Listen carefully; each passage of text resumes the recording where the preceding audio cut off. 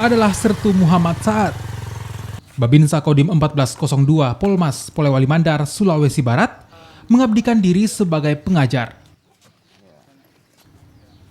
Dengan berkeliling kampung di desa Sidorejo, Polewali Mandar, ia menemui kelompok-kelompok kecil siswa SD yang tidak memiliki fasilitas untuk belajar secara daring.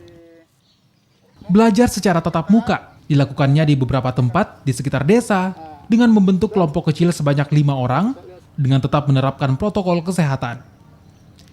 Dalam sehari, Muhammad Saad memberikan materi pelajaran pada siswa dengan waktu 30 menit bagi setiap kelompok belajar.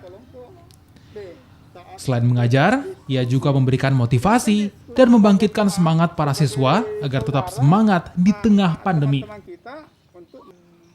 Meski diajar oleh seorang prajurit TNI dan merasa nyaman, namun para siswa mengaku rindu dengan proses belajar mengajar di sekolah.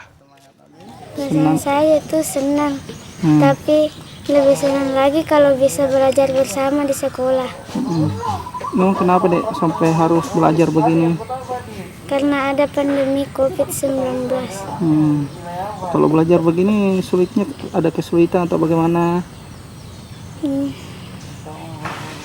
Terus rasanya diajar sama Pak Tentara bagaimana? Senang. Muhammad Saad mengaku kegiatan ini dilakukan semata untuk membantu orang tua dan siswa yang tidak memiliki ponsel dan terkendala jaringan internet.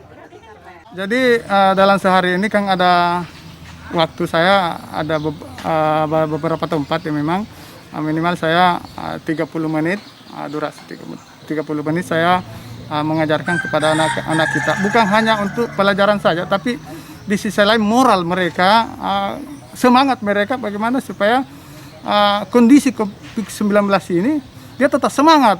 Jadi bukan hanya untuk materi-materi saja yang kita ajarkan, tapi lebih dominan bagaimana supaya dia bisa bersemangat dengan keadaan sekarang ini.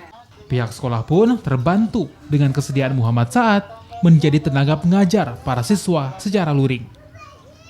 Meski kegiatan belajar dilakukan di lokasi terbuka, namun tetap menerapkan aturan jaga jarak, memakai masker, dan mencuci tangan saat tiba di lokasi belajar.